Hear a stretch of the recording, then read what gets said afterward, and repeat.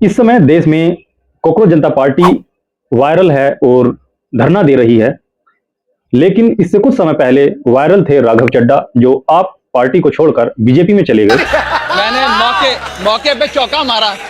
क्या कॉकरोच जनता पार्टी भी किसी दल में शामिल हो जाएगी?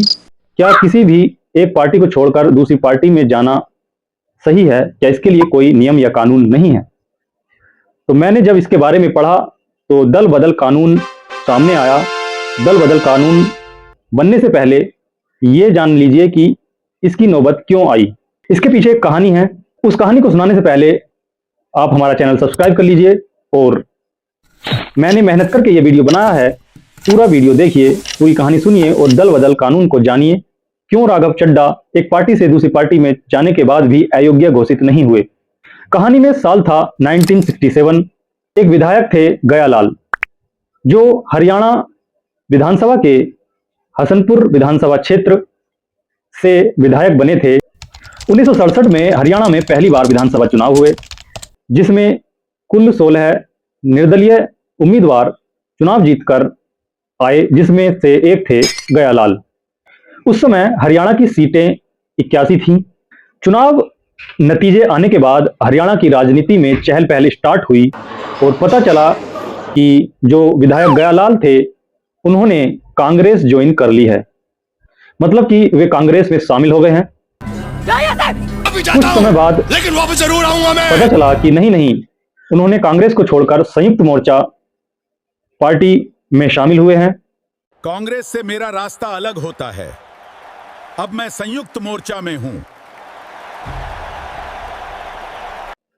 अभी दिन गुजरा ही नहीं था कि खबर आई विधायक गयालाल वापस कांग्रेस में शामिल हुए हैं। विधायक गयालाल का मन बदला और वो कांग्रेस में चले गए।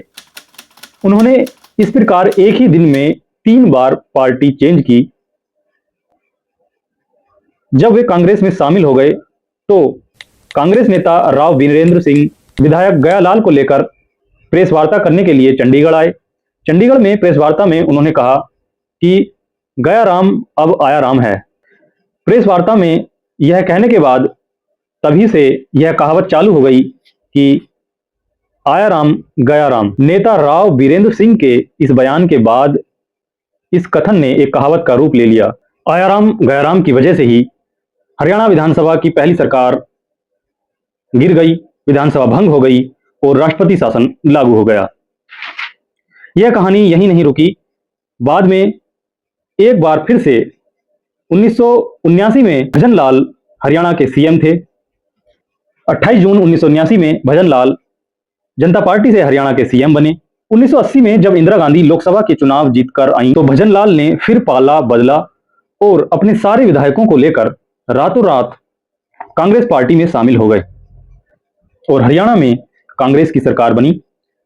भजनलाल इस रवैयत के क्रोधा बने, तो इसलिए दल बदल कानून को बनाने की आवश्यकता पड़ी और हम समझेंगे दल बदल कानून में क्या क्या नियम और कानून हैं, क्यों अब किसी विधायक या सांसद के दल बदलने पर भी वह योग्य रहेगा या नहीं। राघव चड्ढा और उनके साथ अनेक सांसद दूसरी पार्टी में चले गए तो वह अयोग्य घोषित क्यों नहीं हुए, इस बारे में बात करेंगे। पहले जान लेते हैं दल बदल कानून।